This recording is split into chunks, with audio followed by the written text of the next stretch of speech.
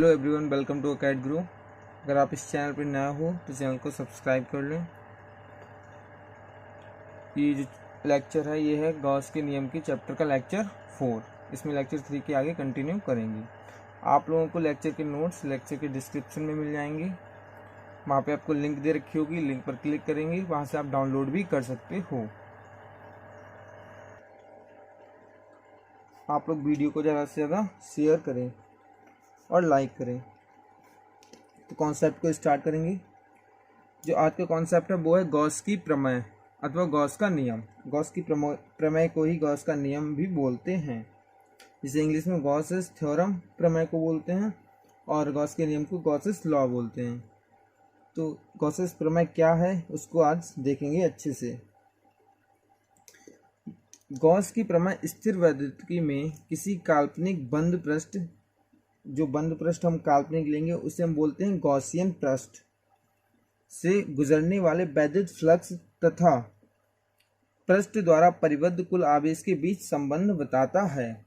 Gauss की theorem है वो किसी भी बंद पृष्ठ से में जो आवेश है उसकी तथा उससे गुजरने वाले वैद्युत फ्लक्स यानी कि फाई के बीच एक संबंध बताता है। तो इस संबंध को पढ़ेंगे अच्छे से। इसके अनुसार किसी बंद पृष्ठ से गुजरने वाला वैद्युत फ्लक्स फाई उस पृष्ठ द्वारा परिबद्ध कुल आवेश Q का 1/ε0 गुना होता है। जो स्टेटमेंट बोल रहा है उसको ही हम लिखेंगे। क्या बोल रहा है स्टेटमेंट? किसी बंद पृष्ठ से गुजरने वाला वैद्युत फ्लक्स फाई उस पृष्ठ द्वारा परिबद्ध कुल आवेश Q का 1/ε0 गुना होता है, यानी कि Q/ε0 गुना होता है। तो ये होती है गॉस थ्योरम, फाई = Q/ε0। और इसमें लिखा परिबद्ध यानी कि उससे घिरा हुआ, तो इसे हम लिख सकते हैं इनसाइड, जिससे कि और अच्छे से क्लैरिटी आ जाएगी। तो इसको अच्छे से समझने के लिए अगर हम एक डायग्राम बनाएं, कोई भी पृष्ठ ले लें, एक क्षेत्रफल कोई भी पृष्ठ लें, इसमें जो आवेश है वो मान लो यहाँ पे Q1 है, जो इसके बाहर है वो Q2 है, इसके अंदर Q3 है, Q5 है, -Q6 है, ये प्लस का है, ये माइनस का, Q6 है, बाहर Q7 है, ठीक है, Q4 है माइनस का, ऐसे कोई, ये प्लस का, ये भी प्लस का, ऐसे कोई आवेश हैं जो कि एक पृष्ठ के अंदर है, एक पृष्ठ लिखा है उसके अंदर है, यानी कि बंद पृष्ठ है, इसके अंदर Q1 Q3 Q5 -Q6 है, और इस बंद पृष्ठ के जो बाहर हैं वो Q2 Q7 Q4 हैं। तो इस डायग्राम के लिए हम देखेंगे गॉस की थ्योरम से कि इसमें फ्लक्स कितना है। तो इसको तो हम लिख सकते हैं फाई = Q inside / ε0।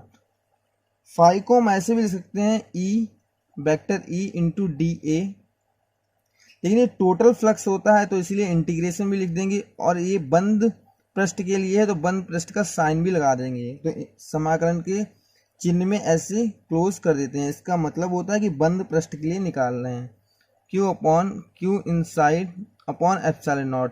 तो इसको ऐसे भी लिख सकते हैं।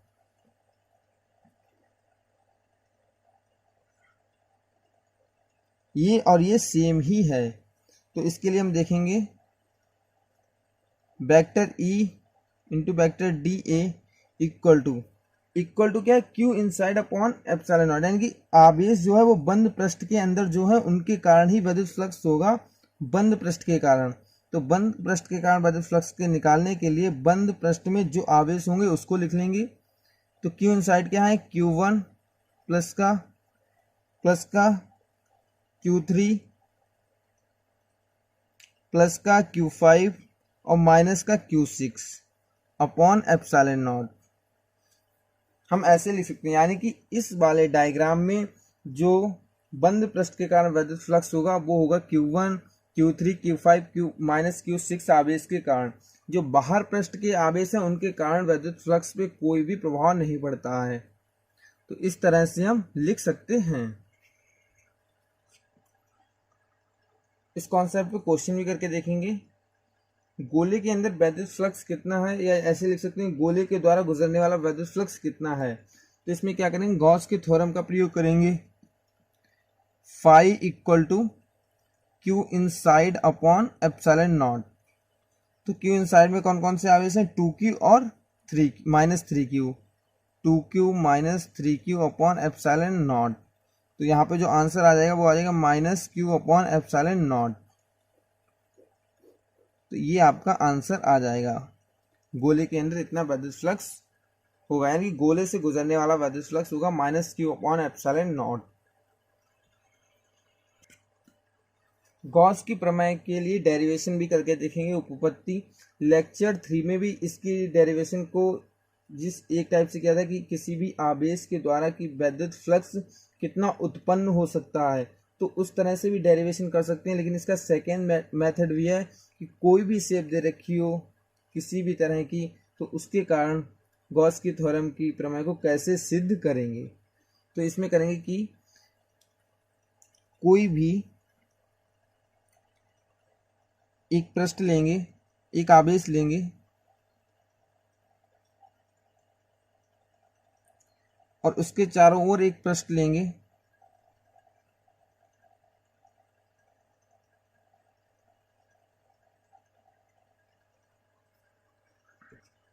तो इस एक पृष्ठ लेंगे, यहाँ पे +q आवेश है जो कि O बिंदु पर है। O बिंदु से R दूरी पर एक बिंदु P लेंगे, वहां पर एक छोटा सा क्षेत्रफल अवयव लेंगे, एक बिंदु P लेंगे जहां पर एक छोटा सा क्षेत्रफल अवयव लेंगे DA। क्षेत्रफल अवयव की जो दिशा होती है वो होती है जिस पृष्ठ पर लेंगे उसके लंबवत। तो इसकी जो दिशा हो जाएगी वो लंबवत हो जाएगी, वो हो जाएगी DA। छोटा सा अवयव है तो DA, वेक्टर DA। और यहीं पे एक जो क्षेत्र वैद्युत क्षेत्र है उसकी जो दिशा है वो इस तरफ होगी, वेक्टर E। तो हमें एक बिंदु जो P ले रखा है हमने, वो ये वाला बिंदु P ले रखा है जहाँ पे एक छोटा सा अवयव DA लिया है, और यहीं पे वैद्युत क्षेत्र की दिशा E है जो कि क्षेत्रफल सदिश से थीटा का कोण बनाएगा। यहाँ पर इसके कारण एक घनकोण होगा। घनकोण के कॉन्सेप्ट को लेक्चर 1 में डिस्कस किया था। घनकोण का मतलब की है ये 3D में पूरा एक स्फीयर, मतलब कि गोला दे रखा है, तो गोले का एक छोटा सा एक हिस्सा है कोनिक सेक्शन, शंकु की तरह एक हिस्सा है। तो यहाँ पे जो एक कोण होगा वो होगा घनकोण, वो होगा ओमेगा घनकोण होगा। तो क्षेत्रफल अवयव DA से गुजरने वाला वैद्युत फ्लक्स, क्षेत्रफल अवयव DA से गुजरने वाला बाहर की ओर, जो बाहर की ओर ले रखा है, तो बाहर की ओर दिष्ट वैद्युत फ्लक्स कितना होगा, वो होगा, छोटे से अवयव के कारण लिया है तो ये होगा d phi equal to vector E into vector DA, vector E into vector DA। तो d phi equal to vector E को DA। जब इसके डॉट प्रोडक्ट को खोलेंगे, यानी कि डॉट प्रोडक्ट को खोलेंगे गुणनफल को, तो अदिश गुणनफल होता है ये डॉट वाला, तो ये खुलेगा DA cos थीटा। या फिर ऐसे समझो ए वाले का कंपोनेंट नीचे के लिए लेंगे थीटा के पास, तो वो टूटेगा DA cos थीटा में। तो d phi equal to E DA cos theta आ जाएगा। ये एक बिंदु आवेश है, तो बिंदु आवेश से R दूरी पर एक अवयव माना DA, तो बिंदु आवेश से R दूरी पर क्या वैद्युत क्षेत्र की तीव्रता का फॉर्मूला हम यहाँ से लिख सकते हैं, जो क्योंकि बिंदु आवेश के कारण इस वाले बिंदु पर P पर एक वैद्युत क्षेत्र की तीव्रता है जो कि E है, तो E का मान लिखेंगे जो कि हम जानते हैं इधर बिंदु आवेश के कारण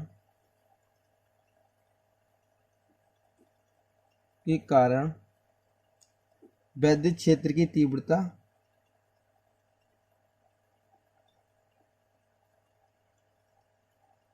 तो उसे ई से प्रदर्शित करें, E equal to 1/4 pi epsilon nought into Q आवेश और R दूरी पर, तो R स्क्वायर।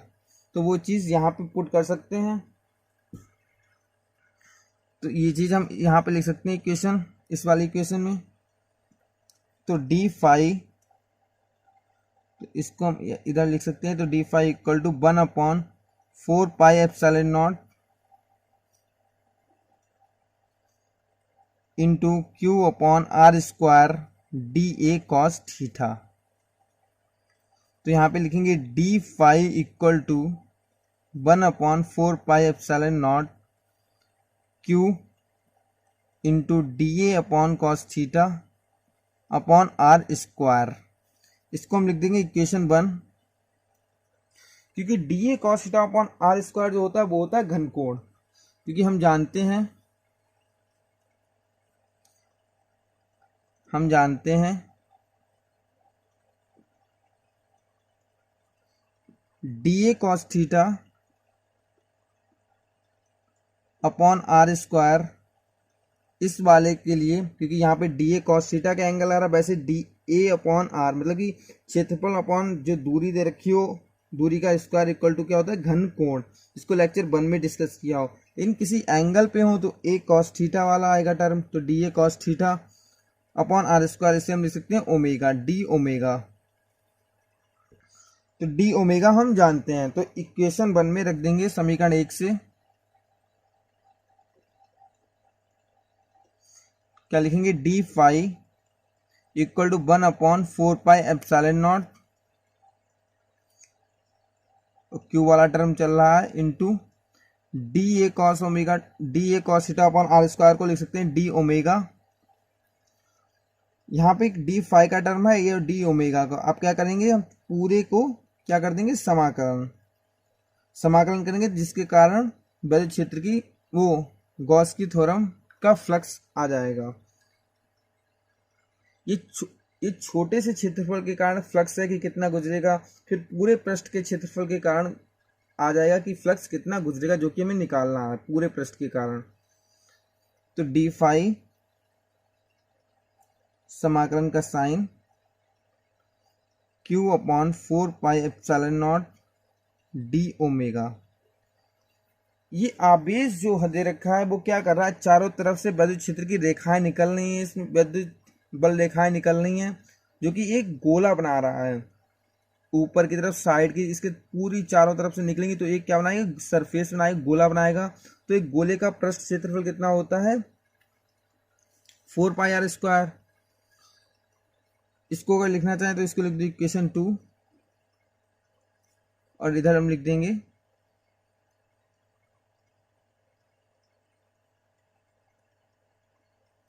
हम जानते हैं ओमेगा इक्वल टू होता है A/r²। तो गोले के लिए अगर हम लिखेंगे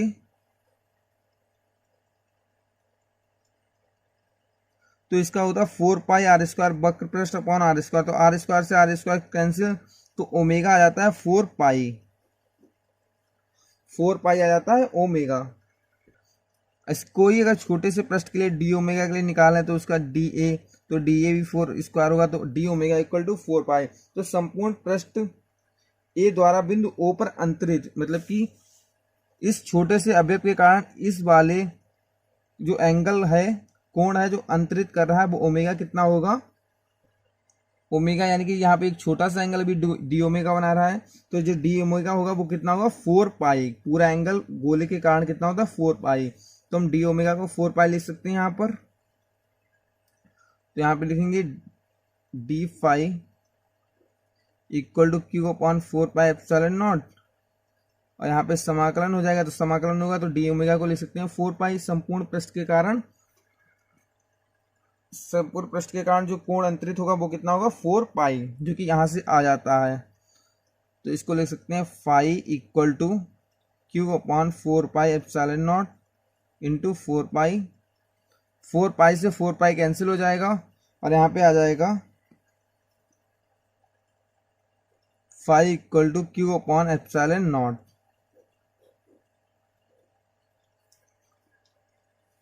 फाई इक्वल टू Q/ε0। तो यही गॉस की थ्योरम होती है, जो कि अभी पढ़ी गॉस की प्रमेय, उसे इस तरह से प्रूफ कर सकते हैं। एक तो ये तरीका होगा कि गॉस के थ्योरम को प्रूफ करने का, और एक लेक्चर 3 में डिस्कस किया था, वो भी एक तरीका है गॉस के थ्योरम को प्रूफ करने का कि गॉस की थ्योरम होती है वो phi equal to Q upon epsilon nought होती है। तो ये दो तरीके हो जाते हैं मेथड। अब नेक्स्ट कॉन्सेप्ट को डिस्कस करेंगे।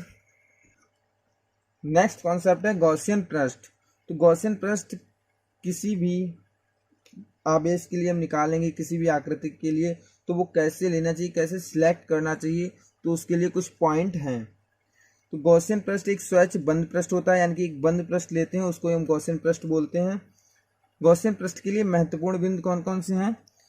पृष्ठ के प्रत्येक बिंदु पर जब हम गॉसियन पृष्ठ लेंगे तो उस पृष्ठ जो पृष्ठ होगा गॉसियन पृष्ठ के प्रत्येक बिंदु पर वैद्युत क्षेत्र एक समान या शून्य होना चाहिए। यानी कि पृष्ठ के प्रत्येक बिंदु पर हम ऐसे बोल सकते हैं वैद्युत क्षेत्र क्या होना चाहिए? कांस्टेंट, या फिर इसे बोलते हैं नियत।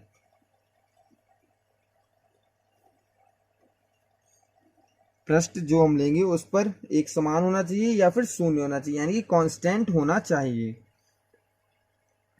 पृष्ठ के प्रत्येक बिंदु पर वैद्युत क्षेत्र पृष्ठ के समांतर या लंबवत होना चाहिए। यानी कि जो हम पृष्ठ लेंगे, पृष्ठ के प्रत्येक बिंदु पर वैद्युत क्षेत्र पृष्ठ के समांतर या लंबवत होना चाहिए। मान लो एक ये पृष्ठ ले रखा है, तो एक ऐसे पृष्ठ लेकर, तो इसका जो क्षेत्रफल सदिश होगा उसकी दिशा क्या होगी? पृष्ठ के लंबवत, तो कुछ इस दिशा में होगी ए वेक्टर।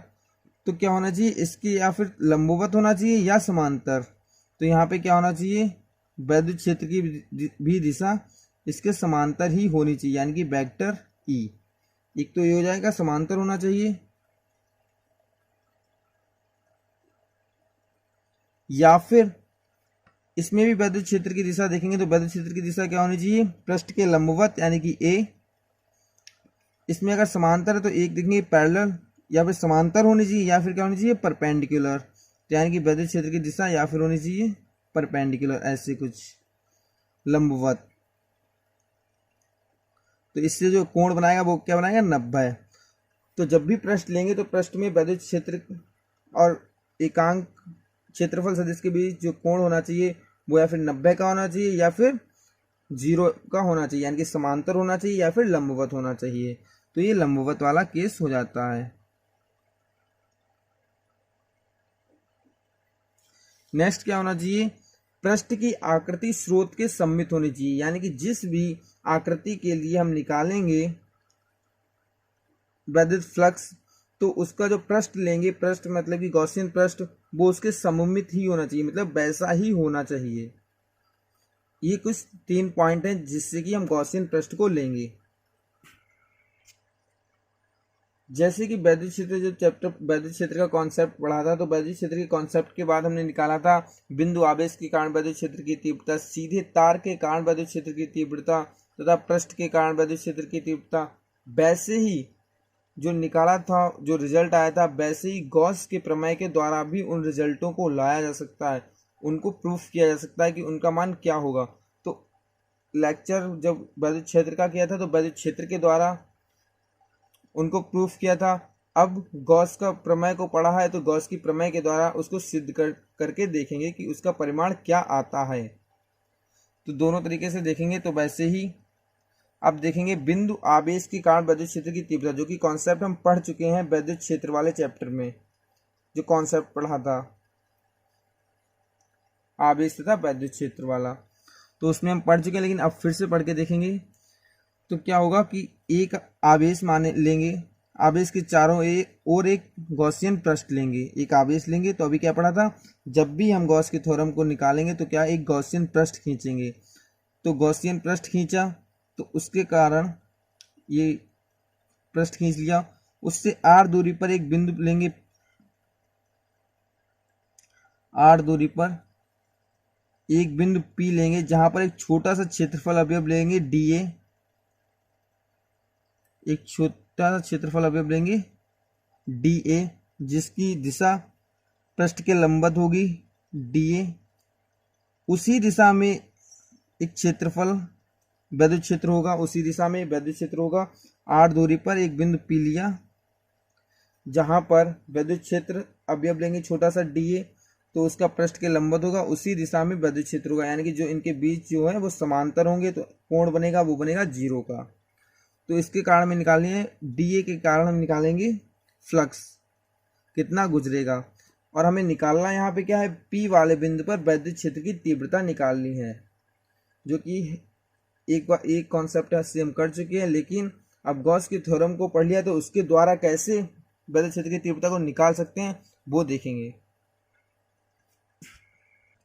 तो यहाँ पे क्या लिखा हुआ, अतः क्षेत्रफल अवयव dA से गुजरने वाला विद्युत फ्लक्स, यानी कि dA जो क्षेत्रफल है इससे कितना गुजरेगा विद्युत फ्लक्स, तो इससे जो विद्युत फ्लक्स गुजरेगा वो गुजरेगा D phi equal to vector E into vector dA, और ये समांतर है तो इनके बीच का कोण 0 है, तो ये कैसे खुल जाएंगे, EA से खुल जाएंगे।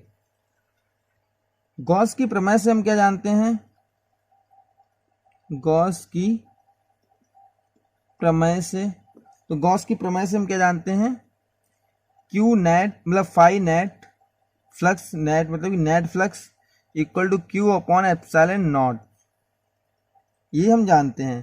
तो इसको अगर डी नेट को हम लिखना चाहें, क्यू नेट को, तो हम लिख सकते हैं वेक्टर ई इंटू dA, और यहाँ पे सिग्मा लगा दें, सिग्मा का मतलब होता है संपूर्ण मतलब पूरे का, और किसे बंद पृष्ठ के लिए निकालना है तो बंद पृष्ठ equal to Q upon epsilon nought, इस तरह से लिख सकते हैं क्यू नेट के लिए। तो पूरे संपूर्ण पृष्ठ के लिए निकालें, बंद पृष्ठ है तो उसके लिए क्लोज वाला लगा दिया साइन ई इंटू dA, तो ई इंटू dA आ जाएगा नेट के लिए, तो क्यू नेट इक्वल टू इस तरह से लिख सकते हैं क्यू अपॉन एप्सिलॉन नॉट। तो यहाँ पे आ जाएगा ई इंटू समाकलन dA Q upon epsilon nought. तो जैसे कि ये आवेश है तो ये चारों तरफ क्या निकल आएगा, वैद्युत बल रेखा है, तो ये गोला बनेगा, तो गोले का पृष्ठ क्षेत्रफल कितना होता है 4πr²। क्या होता है, गोले का पृष्ठ क्षेत्रफल 4πr², तो एक गोले की तरह बनेगा r दूरी पर, तो E इक्वल टू लिख सकते हैं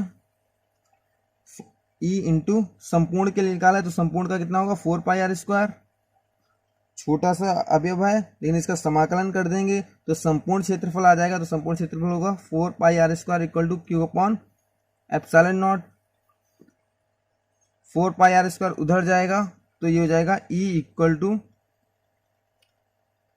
Q upon 4π epsilon nought r²,